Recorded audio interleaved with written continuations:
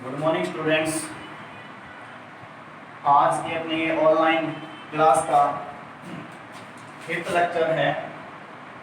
आज हम अपनी 8th क्लास फिजिक्स में अपना चैप्टर फोर्स एंड प्रेशर के बारे में डिस्कस करने वाले हैं। ठीक है स्टूडेंट्स। तो सबसे पहले तो स्टूडेंट्स ये जो चैप्टर नंबर आज मैंने इसको 11 दिया है चैप्टर नंबर, क्योंकि कई बुक्स के अंदर ये चैप्टर नंबर 13 दिया हुआ है और कई बुक्स में ये 11 है। तो एनसीईआरटी के अंदर अपना ये चैप्टर नंबर 11 है। तो आप चैप्टर नंबर से कंफ्यूज ना हो, आप केवल अपने चैप्टर के नेम को कंसीडर करें। ठीक है। तो अपने चैप्टर का नाम है फोर्स एंड प्रेशर। तो स्टूडेंट्स प्रीवियस क्लास में हमने पढ़ा था कि force can change the state of an object और state of a motion. Okay.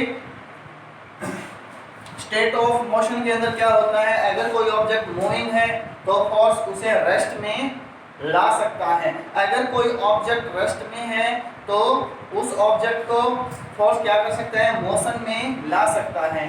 दूसरा, फोर्स किसी भी ऑब्जेक्ट की मोशन की जो डायरेक्शन है उस डायरेक्शन को क्या कर सकता है, चेंज कर सकता है। डायरेक्शन को अगर देखें तो फॉर एग्जांपल मान लीजिए कोई बॉल इस डायरेक्शन में मूव कर रही थी, ठीक है। आगे से अगर इसके ऊपर किसी प्रकार का अगर फोर्स लगता है तो इस तरह की कंडीशन आपने सिचुएशन देखी भी होंगी कि बॉल की डायरेक्शन क्या हो जाती है, चेंज हो जाती है। ठीक है। क्रिकेट के अंदर आपने देखा होगा कोई बॉलर बॉलिंग करता है और बैट्समैन क्या करता है, उसको बैट से स्ट्राइक करता है तो बॉल आई इधर से चली इधर भी जाती है, इधर भी जाती है, ऊपर की ओर भी चली जाती है। तो इन सब कंडीशंस के अंदर क्या होता है, फोर्स ऑब्जेक्ट की डायरेक्शन को क्या कर रहा है, चेंज कर रहा है। ठीक है। तो अपन ने क्या क्या पढ़ा उनके बारे में हम अपनी एक व्यू लेते हैं। तो इस लेक्चर के अंदर हम पढ़ने वाले हैं कि what can do a force. एक फोर्स क्या क्या कर सकता है। ठीक है। तो सबसे पहला अपना पॉइंट है ए फोर्स में make an object move from rest. क्या लिखना है मैंने, देखिए ए फोर्स में make an object move from rest. कहने का मतलब ये है कि एक फोर्स जो है किसी ऑब्जेक्ट को रेस्ट से मोशन में ला सकता है। फॉर एग्जांपल मान लीजिए अपने पास क्या है, ये कोई बॉल है, ठीक है, और ये किस स्टेट ऑफ मोशन में है, रेस्ट की मोशन में है, रेस्ट की स्टेट में है।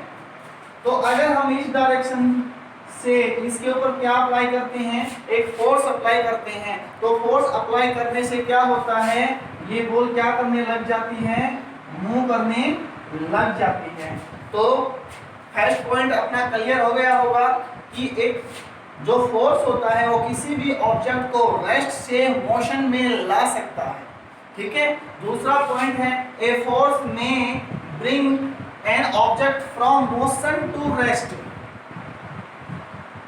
कोई फोर्स किसी ऑब्जेक्ट को मोशन से किस में ला सकता है, रेस्ट में ला सकता है। ठीक है। फॉर एग्जांपल इस बॉल का एग्जांपल ले लेते हैं। ये बॉल क्या कर रही है, मान लीजिए मूव कर रही है इस डायरेक्शन में, ठीक है।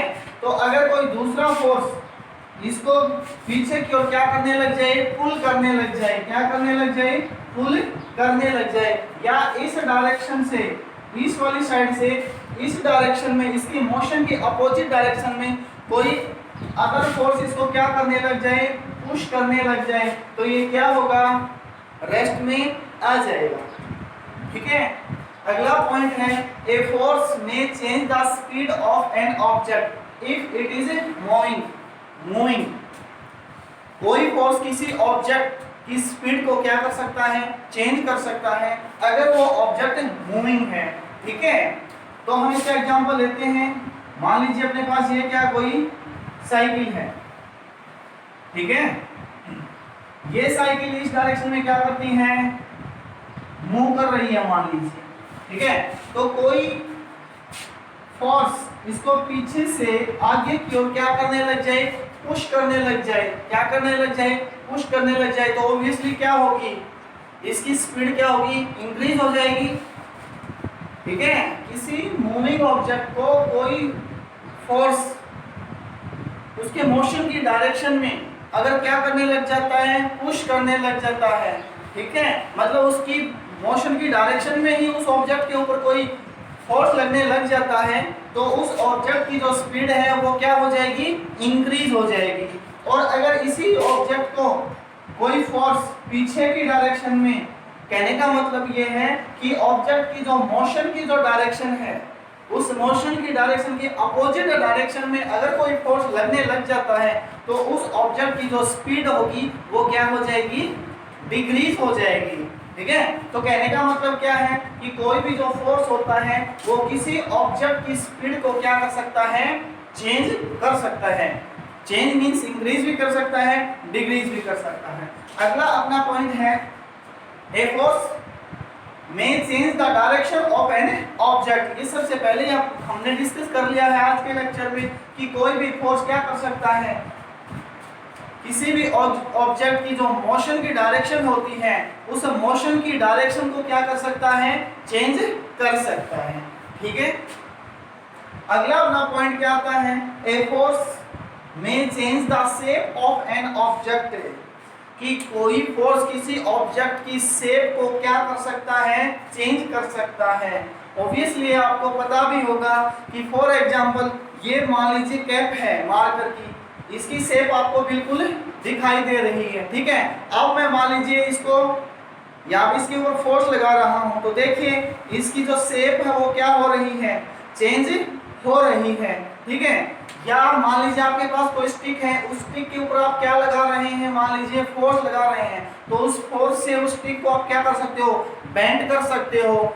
ठीक है ना, कोई भी प्लास्टिक की आपके पास क्या है, किसी भी प्लास्टिक या आयरन का कोई रोड है, उस रोड के ऊपर फोर्स लगा करके आप क्या कर सकते हैं, उसका सर्किल बना सकते हैं, उसकी ट्रायंगल बना सकते हैं, रेक्टेंगल बना सकते हैं, या उस रोड को आप फोर्स लगा करके ब्रेक भी कर सकते हैं। ठीक है, तो इसका नाउ अब हम डिस्कस करेंगे कांटेक्ट फोर्स के बारे में। कांटेक्ट फोर्स अपने चैप्टर में हम 2 टाइप्स के फोर्स पढ़ेंगे, contact force and non contact force. ठीक है, कांटेक्ट फोर्स नेम से क्लियर हो रहा है, कांटेक्ट। ठीक है, अगर किन्हीं दो ऑब्जेक्ट्स के बीच में अगर कोई कांटेक्ट है, फिजिकल कांटेक्ट, तो उस केस में जो फोर्स होगा उसे हम कहेंगे क्या, कांटेक्ट फोर्स। ठीक है, फॉर एग्जांपल मान लीजिए ये मार्कर है, ये मार्कर यहाँ पर रखा हुआ है। ठीक है, अब मैं इस मार्कर को क्या करूंगा, लिफ्ट करके उठाऊंगा। मान लीजिए मुझे मार्कर क्या करना है, उठाना है। ठीक है, तो मैं क्या करूंगा, इसको लिफ्ट करूंगा या क्या करूंगा, अपवर्ड डायरेक्शन में इसको क्या करूंगा, पुल करूंगा। ठीक है ना, तो कैसे करूंगा, मेरे हाथ से क्या करूंगा, मैं इसको पकड़ूंगा। ठीक है ना, तो मेरे हाथ में और इस मार्कर के बीच में क्या है, एक फिजिकल कांटेक्ट है। तो मेरे हाथ के द्वारा इस ऑब्जेक्ट के ऊपर जो लगाया गया फोर्स है वो कौन सा फोर्स है, कांटेक्ट फोर्स है। ठीक है, या मान लीजिए इस वॉल को मैं क्या करना चाहता हूँ, आगे की डायरेक्शन में क्या करना चाहता हूँ, पुश करना चाहता हूँ। ठीक है ना, क्या करना चाहता हूँ, पुश करना चाहता हूँ, तो मैं क्या, मेरे हाथ क्या कर रहे हैं, इस वॉल के ऊपर क्या कर रहे हैं, फोर्स अप्लाई कर रहे हैं। ठीक है, तो मेरे हाथों के बीच में और इस वॉल के बीच में क्या है, एक फिजिकल कांटेक्ट है। ठीक है ना, तो ऐसे फोर्स को क्या कहते हैं, कांटेक्ट फोर्स कहते हैं। मतलब जहां पर कोई फिजिकल कांटेक्ट होता है या वो फोर्स जो फिजिकल कांटेक्ट की वजह से अप्लाई होता है, उस फोर्स को कौन सा फोर्स कहते हैं, कांटेक्ट फोर्स कहते हैं। ठीक है ना, तो देखिए इसकी definition, a force which can be applied only when it is in contact with an object. ठीक है ना, मतलब वो फोर्स जो तब अप्लाई होता है, कब, only when it is in contact with an object, मतलब जब ये किसी ऑब्जेक्ट के क्या होता है, कांटेक्ट में होता है। ठीक है ना, मान लीजिए मेरा हाथ क्या कर रहा है, फोर्स फोर्स लगा रहा है, या मेरे हाथ को फोर्स ही मान लीजिए, तो ये तभी इस ऑब्जेक्ट के ऊपर लगेगा जब ये हाथ है मेरा, मान लीजिए फोर्स इसके कांटेक्ट में आएगा, ठीक है ना। तो अपन यहाँ पे टू टाइप्स के कांटेक्ट फोर्स पढ़ेंगे। कांटेक्ट फोर्स के अपने पास टू टाइप के एग्जांपल्स हैं, एक तो है मस्कुलर फोर्स, ठीक है, दूसरा फ्रिक्शन, है ना। ये फ्रिक्शन भी क्या होता है, एक फोर्स ही होता है, जिसे हम क्या बोल सकते हैं, फोर्स ऑफ फ्रिक्शन बोल सकते हैं, या फ्रिक्शनल फोर्स बोल सकते हैं, ठीक है ना। क्या बोल सकते हैं, फ्रिक्शनल फोर्स, ठीक है।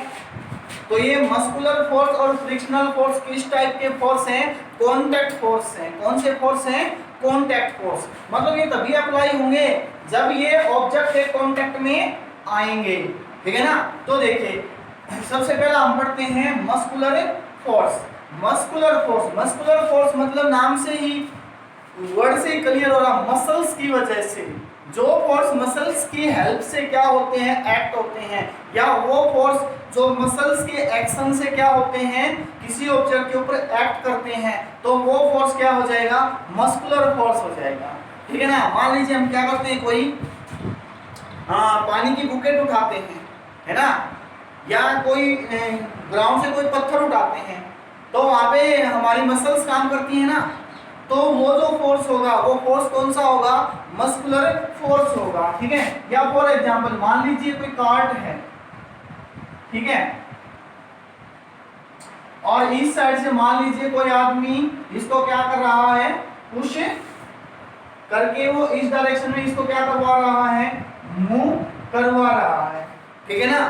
तो सबसे पहला तो देखिए ये कार्ट तभी चलेगा जब ये आदमी क्या करेगा, इसको टच करेगा, टच करके इसको क्या करना शुरू करेगा, पुश करना शुरू करेगा। तो सबसे पहला यहाँ पे जो फोर्स लगेगा कौन सा फोर्स हो जाएगा, कांटेक्ट फोर्स, ठीक है। दूसरा आते हैं अपन मस्कुलर फोर्स पे। तो इस कार्ट को ये बंदा क्या करता है, ये व्यक्ति क्या करता है, पुश करता है। कैसे पुश करता है, अपनी मसल्स की हेल्प से तो पुश करेगा। यहाँ पे वो कौन सी एनर्जी यूज करेगा, अपनी मस्कुलर एनर्जी का यूज करेगा, ठीक है ना। तो यहाँ पे कौन सा फोर्स लगाएगा ये पर्सन इस कार्ट के ऊपर, मस्कुलर फोर्स। या मान लीजिए कोई एनिमल्स भी हो सकता, कोई एनिमल भी हो सकता है, फॉर एग्जांपल ऊंट है, कोई बुल है, ठीक है ना। जिस भी काम में हम किसी एनिमल्स का क्या करते हैं, यूज करते हैं किन्हीं भी एनिमल्स का, तो उस काम को करने के लिए या वहां पर कोई भी जो फोर्स लग रहा है, वो फोर्स कौन लगा रहा है, अगर कोई एनिमल लगा रहा है तो वहां पे किसका यूज हो रहा है, उस एनिमल की मसल्स का, ठीक है ना। वहां पे एक्शन किसकी वजह से है, एनिमल की मसल्स की वजह से एक्शन है, ठीक है। तो जो फोर्स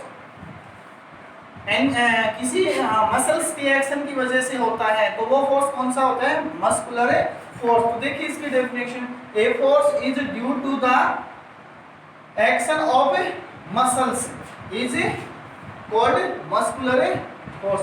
मतलब a force which is due to the action of muscles, क्या लिखेंगे, a force which is